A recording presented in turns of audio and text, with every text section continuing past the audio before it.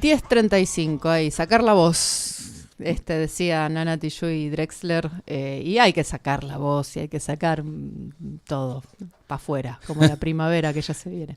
Y estamos, bueno, son tiempos en los que hay muchos temas para tratar y hay temas de fondo. Y un tema de fondo es la alimentación y la forma en la que nos vinculamos también con el ambiente que nos rodea, y para eso estamos acá en compañía de Fernando Frank, que se vino acá a la radio para charlar un poco de este tema y de una investigación y de un informe muy interesante y un poco aterrorizante que nos compartió. Buen día, Fernando. Buen día, ¿cómo les va? Sí, hoy me levanté con ganas de dar malas noticias y me vine a la radio. A nosotros nos encanta. Damos malo. Malas noticias todos los sábados. No, pero son malas noticias, pero digo... No, hay unas cuantas adelanto, hay algunas buenas noticias con respecto al tema que vamos a hablar, así que era un chiste malo que me salió sin querer. No, pero... El problema es que no sale sin querer. Es habitual. Pero bueno, contanos, bueno, no sé si querés presentarte un poco, qué es lo que haces. Yo de profesión soy ingeniero agrónomo. Sí. Egresado de La Pampa, soy pampeano, vivo en San Luis hace 12 años. Me vine a participar de la Asociación Campesina del Valle del Conlara en el 2006. Y trabajo en lo que ahora es el Ministerio de Agroindustria de la Nación, en la Secretaría de Agricultura Familiar, desde el 2009. Sí. Y doy clases en la Universidad Nacional de San Luis desde el 2014. Bien. Y además me gusta, desde que de la Asociación Campesina empezó a discutir el tema agrotóxicos, en 2010, me empecé a relacionar con ONGs y grupos de médicos, de abogados, a estudiar y a aprender y a dar una mano en algunas cosas. Uh-huh. Y en concreto de lo que vamos a hablar hoy, de la presentación de Naturaleza de Derechos en el SENASA, sí. Colaboro con esa ONG desde el 2013, que cuando nosotros sacamos el amparo ambiental, ellos nos contactaron, justamente por Fernando Cabaleiro, el abogado que hace la presentación esta, que conocía la zona y le llamó la atención la noticia cuando salió en Página 12 y nos contactó. Mira. Y después, bueno, nos hicimos amigos y a la distancia trabajamos algunos temas en concreto de transgénicos y agrotóxicos en general. Y en concreto esto, Naturaleza de Derechos es entonces una ONG que justamente trabaja... ¿Es solo en este tema o me decías que también está con otras cuestiones? Está con el tema de la ley de semillas, sí. Con el tema transgénicos, sí. Con el tema agrotóxicos, uh-huh. Y con el tema transgénicos, como habían hecho una presentación internacional en la Corte Interamericana de Derechos Humanos, uh-huh. Estaban acreditados para hacer presentaciones, por lo que presentaron el caso de la desaparición forzada de Santiago Maldonado 2 días después que sucediera, el 3 de agosto del año pasado. Bien, o sea... Otro plano de acción que obviamente tiene bastante que ver. Tiene mucho que ver. Como lo veamos, ¿no? Sí. Nosotros consideramos que tiene todo que ver porque estamos hablando de la tierra, estamos hablando de nuestro vínculo y de los derechos, exacto. Y contanos, bueno... entonces la ONG Naturaleza de Derechos, ¿qué fue lo que llevó adelante? Se hizo una presentación, o sea, la discusión de los agrotóxicos en Argentina es bastante intensa desde hace muchos años, y una de las cosas que siempre se trabajó fue la exposición a los agroquímicos por cercanía. O sea, el caso de Barrio Ituzaingó, o sea, las fumigaciones, sobre todo de los cultivos de soja, que afectaban a los vecinos, uh-huh. Porque ya hace mucho, sobre todo en Santa Fe, en la zona húmeda, los campos están muy cerca de los barrios periféricos, ¿no? Sí. Y en algunos casos de varios barrios bastante acomodados, uh-huh. Que se van a las afueras de las ciudades y terminan expuestos a los agroquímicos, como pasa acá en el cruce de Santa Rosa, o va a pasar. Sí. Ese fue un plano de acción que se plantearon las organizaciones de base, los médicos, los médicos y los abogados, uh-huh. Que a veces del mundo de las ONG existe toda una mafia y todo un tema, ¿no? Por ahí decir ONG en algunos medios o decir incluso sindicato en algunos medios, en algunos espacios, parece que estuviéramos hablando, pero está bueno aclarar de qué se trata y que estos son colectivos comprometidos de profesionales que trabajan respetando las decisiones de base. Eso sería más o menos... Bien. Por eso a mí eso me interesa y por eso colaboro. Si fuera una fundación que anda buscando financiamiento para hacer chanchullo, no me acercaría para nada. Ni te acercás. Los médicos, los abogados plantearon una agenda que tenía que ver con la exposición por cercanía. Otras organizaciones más preocupadas por la salud también era por el trabajo de las personas que trabajaban con los agrotóxicos, que no son los ojeros que salen en la televisión, sino que son los empleados en negro de esos ojeros. Sí. Y otra cuestión era la producción de frutas y verduras. Uh-huh. Y cómo estamos expuestos a esos venenos, a esos agrotóxicos, por comerlos. Ajá. O por tomarlos con el agua. Ajá. Entonces empezaron a hacer estudios independientes. Pero a la vez se pidieron a SENASA, porque se sabía que se estudiaba en los mercados centrales, pero los resultados no se publicaban. Ajá. Entonces SENASA decía, si aparece algo, se identifica al productor, se lo multa, se le prohíbe vender, se le quita no sé qué, el permiso, no sé qué sé yo, pero no podíamos saber qué porcentaje, qué venenos aparecían. Uh-huh. Entonces lo que se hizo fue una presentación de información pública que se respondió el año pasado. Y este año se hizo otra presentación sobre la presentación anterior. Uh-huh. Y la nota periodística tiene que ver con esa segunda respuesta. Bien, por las dudas digo, la nota la vamos a publicar ahí en la página nuestra de Facebook para que puedan acceder. Sí, es una nota que fue publicada, en este caso, en Infobae. Sí, se llama ¿Qué comemos los argentinos? Los increíbles resultados de los controles de SENASA sobre fruta y verdura. Bien, ¿y qué dieron esos resultados? Bueno, dieron en muchos casos positivos, en un 63% hay presencia de agroquímicos. Uh-huh. Esto también hay que decirlo, que no implica que uno por comer una fruta con un veneno se vaya a enfermar sí o sí. Los cuerpos tienen formas de resistencia a las agresiones, ¿no? Como pasa con las agresiones ambientales, uh-huh. En este caso a lo que comemos. Pero lo que sí seguro hay es un riesgo y hay algunos venenos que son más venenosos que otros. Uh-huh. Y hay algunos que en dosis muy chiquitas está comprobado que causan daño. ¿Y hay como un efecto de acumulación también? Hay efecto de acumulación y hay efecto de lo que le llaman sinergia, que es si estás expuesto a tres fuentes, se potencian. Se potencia. Claro. Ajá. Y estaba viendo que en algunos casos incluso se encontraron agrotóxicos que no están permitidos para ese cultivo. Claro, hay algunos que no están permitidos para nada, como el DDT, que están prohibidos hace y se encontró 40 DDT. Años, o no, creo que 30 y pico, y se encontró. Justamente se prohibió porque era persistente y la naturaleza no lo podía degradar. Claro. Entonces es lógico que va a seguir apareciendo. Pero lo otro que da para pensar es que existe un mercado negro de algunos agroquímicos. Claro. Que sabemos que existe. Sigue circulando porque está a través de ese mercado negro. Exactamente. Eso, otra de las cosas que sabemos por este informe es que los productos analizados son los que tienen tránsito federal. Ajá. O sea, los que llegan a los mercados centrales de Buenos Aires, de Mar del Plata, de Córdoba, que llegan desde... En el caso de la fruta, como está muy repartido en el espacio del país, uh-huh.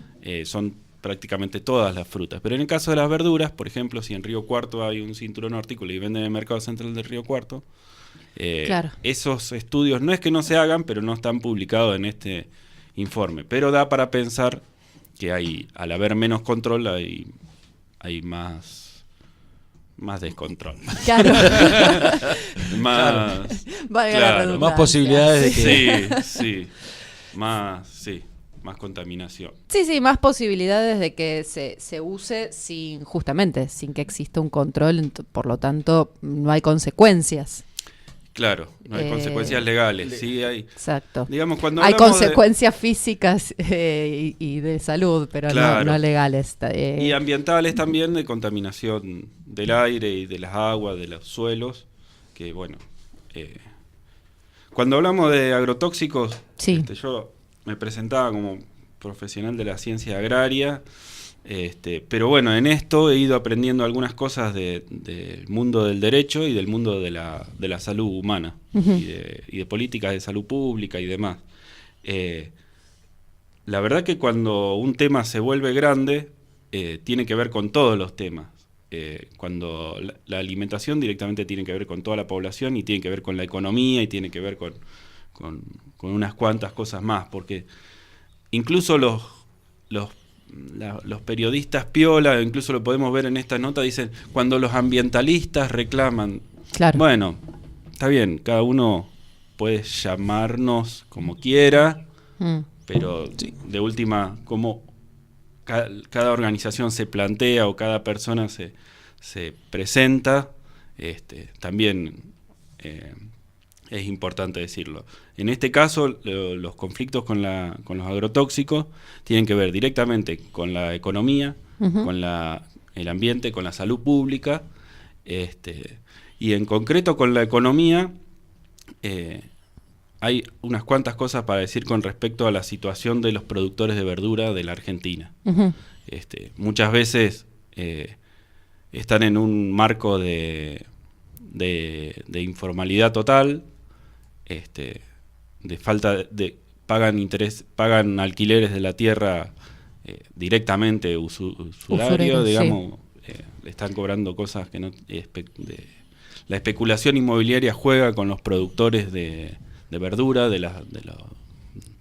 sea, con los productores de comida. Claro. Porque además es eso, no con los grandes productores de granos para exportación, sino con los que producen la comida que nos llega a nosotros en la verdulería. Claro. Y en concreto hay un par de organizaciones, la más fuerte es la Unión de Trabajadores de la Tierra en este momento. Que son, los que hicieron el verdurazo. Que hacen los verdurazos y los que han presentado, uh-huh, el proyecto de ley de tierras, sí, para el acceso de tierra, que le dieron en llamar Procrear Rural. Sí. Que hace poco se manifestaron, porque se dio de baja el monotributo rural. Claro. Que manifestaban justamente el por jueves eso. De la semana pasada. Exacto. En el Ministerio de Agroindustria yo estuve allá, sí, por el gremio, por ATE, que soy delegado de ATE también. Perdón. Tipo polifacético. Y sí, la verdad que la UTT, además de poder plantear estas contradicciones, por eso yo decía, tiene una propuesta bien concreta y bien interesante, y esa es la buena noticia. Además de lucha frontal contra el mercado especulador de las inmobiliarias, uh-huh, y contra las políticas de ajuste en las políticas hacia el sector, sí, está haciendo un tránsito de producir, de salir de la producción con agroquímicos hacia la producción agroecológica, uh-huh, y les está yendo muy bien productivamente y comercialmente, están vendiendo mucha verdura a precio justo también, uh-huh, en muchas ciudades, digamos. Bueno, es solo Buenos Aires. En Buenos Aires es donde es más fuerte la organización. ¿Cómo es el tema de la producción agroecológica y no sé en qué experiencias hay? Porque bien, esto de las experiencias exitosas. Una de las cosas por ahí es una cuestión técnica que lleva a una cuestión política. Sí. Para producir sin agroquímicos hay que tener un suelo sano, uh-huh, ¿no? Eso, el suelo sano da un cultivo sano que se enferma menos, entonces no necesita agroquímicos. Uh-huh. Para tener un suelo sano hay que poderlo manejar bien durante varios años. Sí. Si yo tengo un alquiler por mes y me lo están aumentando, me voy a estar más yendo a otro lado que quedándome a cuidar el suelo. O sea, si la tierra es propia, uh-huh, la voy a cuidar más porque me puedo proyectar como persona, como familia, totalmente, en el tiempo.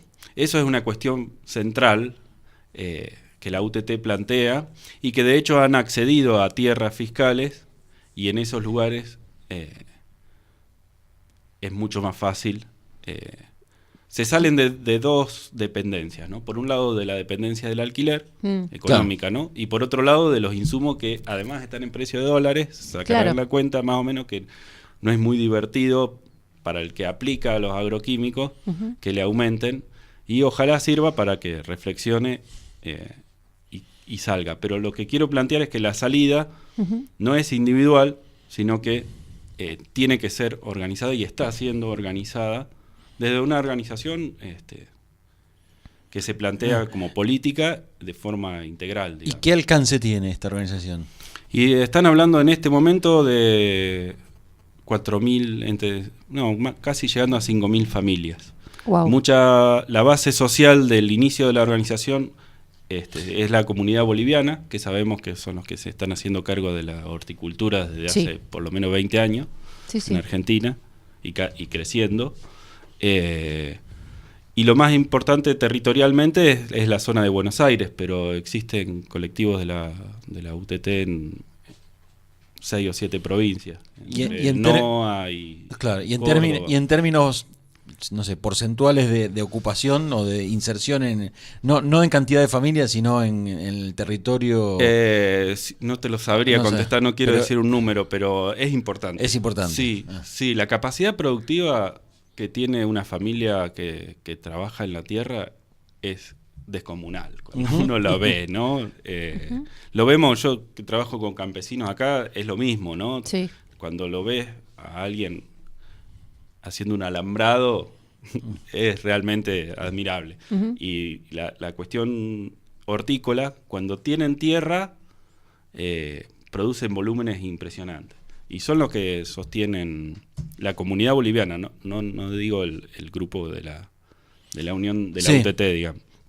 Pero parece que va en crecimiento, lo cual es muy buena noticia, digamos. Sí, en otro momento, hoy hablábamos con mi compañera, y bueno, en Buenos Aires el otro día que nos encontramos con compañeros de otras provincias, en los 90 veíamos como organización interesante de lo rural las mujeres en lucha que reclamaban contra los remates de los campos, ¿no? De la Federación Agraria, además.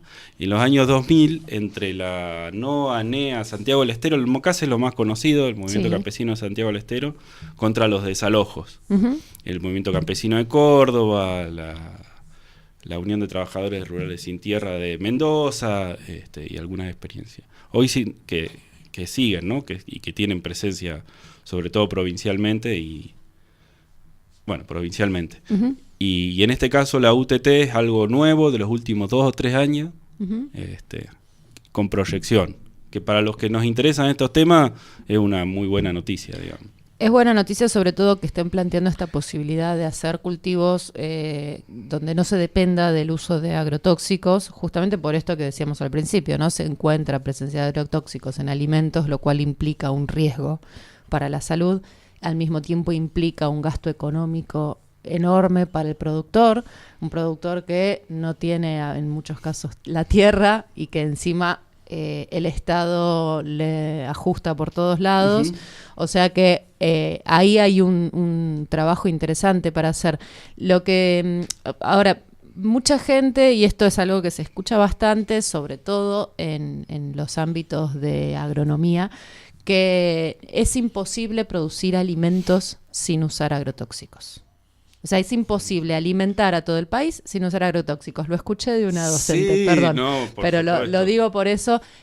¿Cómo se puede derrumbar ese mito? Bien. ¿Hay experiencias que derrumben ese mito? 12.000 años de agricultura. Eso. Así de corta. Claro. Sí, yo antes planteaba la discusión en el plano de lo legal, ¿no? De los derechos, en el plano de la salud pública y en el plano de la llamada agronomía. Sí. En el plano científico estamos discutiendo, ahora está arrancando el paro en todas las universidades nacionales. Ahora también vamos a hablar pasado mañana. Y de hecho, antes de entrar en ese plano, en lo que opino de eso, el martes a las 4 de la tarde vamos a pasar la película Desierto Verde como clase pública en la sede de Barranca Colorada, martes a las 16. A ver, en el plano de la agronomía, la discusión, la agronomía no es una ciencia en sí, sino que es un grupo de tecnologías, ¿no? Uh-huh. A los que nos formamos en universidades nacionales, en universidades públicas, lamentablemente estaba muy permeada a los intereses de las empresas. Entonces nos han formado, o nos han querido formar, en un sentido de lo que se llama la revolución verde, que es el crecimiento de la producción a partir de justificar de entender que el hambre del mundo tiene que ver con la falta de producción. Eso fue mentira siempre. Sí. Nunca faltó las grandes hambrunas, las grandes muertes por hambre en Irlanda en 1900, no estuvieron asociadas a falta de producción, sino a la pobreza. A decisiones políticas. Claro. Eso se sabe desde siempre, pero si se quiere leer algo interesante para discutir con quienes dicen lo contrario, las Naciones Unidas tiene la Relatoría del Derecho a la Alimentación, uh-huh. que siempre las personas que están ocupando esos lugares, ahora es una mujer súper interesante, que está llegando a la Argentina la semana que viene, y antes estaba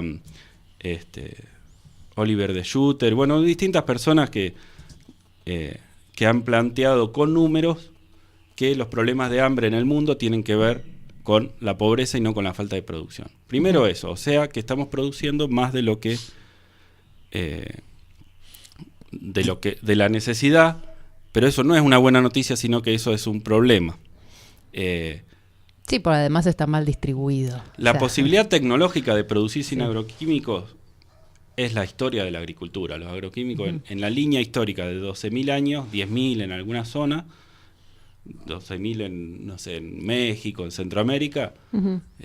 Hasta los últimos 50 años se producía sin agroquímicos. O sea, eso, y no se producía poco, se producía mucho. Y hoy entrar a un campo que fue usado para producción con agrotóxicos y con este mal manejo del suelo, sí. Y con todo lo que el agrotóxico genera también como residuo, ¿se puede revertir esa situación y empezar a desarrollar un modelo agroecológico? Sí, totalmente, se puede.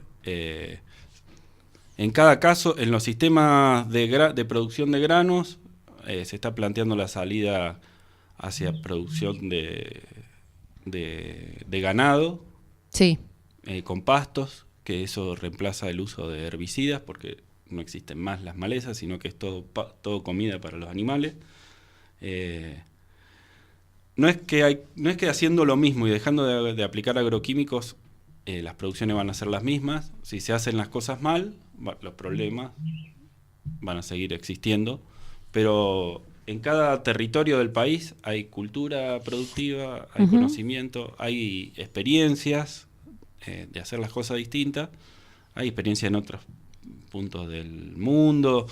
Ya desde hace 20 años se está estudiando lo que se ha dado en llamar la agroecología, uh-huh. que es donde yo me estoy formando, digamos, es una corriente que busca, desde el diálogo de saberes, nutrir a la ciencia desde los conocimientos campesinos y viceversa. Bien. Un diálogo no jerárquico. O sea, ¿es posible llevar adelante otro modelo productivo? Sí, hay que salir al campo y conocer a los productores o esperarlos en las ferias y escucharlos, y hay mucha experiencia, sí. ¿Y acá hay gente que produzca de ese modo en esta zona? Sí, no es una zona donde haya mucha horticultura, hay algunos uh-huh. intentos muy interesantes, pero sí desde el tema ganadero, desde el tema de los chivos de las sierras centrales, sí. Varias experiencias de granos, de harinas, uh-huh. Y de hortícolas también. De huevos, sí. La apicultura. Es una zona bien productiva, más allá de que lo más conocido sobre todo si uno se va de acá y habla de esta zona, te hablan del turismo y del no sé qué, que es real, o de la especulación inmobiliaria, si no. También. La producción tiene mucha historia y tiene mucha presencia. Obviamente también sabemos que existen los desmontes, existen las grandes estancias, ¿no? Uh-huh. Así es. Así que bueno, redondeando, Damos. ya se nos viene la tanda Sí. encima. Vamos a dejar publicada entonces esta nota que es, yo diría, casi como un punto de partida para quien quiera también Sí. investigar e informarse un poco más. El punto de partida es esta nota que habla de resultados a partir de controles que se hacen sobre los alimentos que llegan, puntualmente en este caso en el Mercado Central de Buenos Aires. Y se Mar del hizo, Plata, sí. y Mar del Plata, donde se ha detectado presencia de agrotóxicos, en algunos casos incluso que están prohibidos hace muchos años. Y a partir de eso, tal vez más allá de entrar en pánico y de Sí. mirar con desconfianza toda la verdura que vemos en la verdulería, lo que está bueno es empezar a hablar y a proponer y a estudiar y a investigar estas otras posibilidades, este otro modelo y averiguar también quién en la zona donde uno vive produce de esa forma y empezar a comprarle a esa persona. Sí, hay grupos de compra de alimentos orgánicos de otras provincias que Sí. están justo hoy se está repartiendo una fruta y verdura que llegó ayer, que viene de distintos lugares y que llega de excelente calidad a un precio muy parecido al de la verdulería, en algunos casos un poquito más, en algunos casos un poquito menos, Uh-huh. que implica la organización y charlarlo y priorizarlo uno como persona, como familia, Uh-huh. y buscarle la vuelta. En la zona acá de Las Tapias, que estamos muy cerquita, hay un grupo del MTE, del Ajá. Movimiento de los Trabajadores Excluidos, vendiendo bolsones de verdura en toda la costa y están llegando hasta acá, hasta el límite con San Qué Luis. interesante. Bueno, hay distintas opciones. Bien, buenísimo. Bueno, Bien, algún ahí- día entonces podríamos también hacer como un repaso de de estas opciones aquí en la región, ¿no? Buenísimo. Para focalizarnos en Sí. eso, que es importante, digamos, porque es bien de cerca, bien de acá. Así que de paso, ya que estamos, Está bueno. te amplío la invitación Sí. para una próxima, para focalizarnos en este tipo de productores y estas posibilidades que hay en la zona, porque no es que, insisto, no es que no hay nada, ni no hay posibilidades, ni no hay gente haciendo cosas. Entonces está bueno también que se sepa y que se pueda acceder. Espectacular. Así que Buenísimo. ya Sí, reuniremos para la agradezco próxima. muchísimo el espacio. Como vos decías, Ceci, la nota para mí está muy bien trabajada. Creo que es Parrilla, el apellido del... Se si me, la tenés a mano, justo se me sí, murió estoy internet. prácticamente Ahí seguro volvió, de- ahí volvió. en Infobae les decía. Sí. Y es otro plano de la lucha, el tema de la comunicación. Claro. Y hay muchos que lo están haciendo muy bien. Y bueno, en ese marco les agradezco también. Mirá la qué importante, invitación. qué importante, dos cositas, qué importante que haya medios que repliquen este tipo de cosas. Pensaba en esa nota de Página 12 que leyó esta persona Sí. que está en la ONG y que se termina contactando entonces y a partir de ahí surge, todo un camino nuevo para vos en este caso. Totalmente. Esta otra nota que detalla y especifica cómo se desarrolló todo el trabajo. Es muy importante que haya muchas voces contando distintas formas de ver las cosas y que este tipo de información tenga réplicas en los medios. Sí. En medios de llegada Sí. masiva, ¿sí? Porque nosotros acá hacemos todo lo posible y la remamos Sí, en dulce pero- de leche, pero es importante que los medios, que le exijamos a los medios masivos que repliquen esos temas que también nos interesa. El tema agrotóxicos está totalmente ninguneado. Son muy poquitos medios los que hacen referencia a eso y la verdad es que es un tema que por lo menos entre quienes estamos al tanto de la situación es bastante áspero y debería estar en primera plana todos los días y sin embargo no está. Así que bueno, sí, ya está. Vamos a la... Gracias, Fernando. Gracias Y bueno, a ya ustedes. te dejamos con la tarea para la próxima visita. Sí. Esto es Mirá Vos.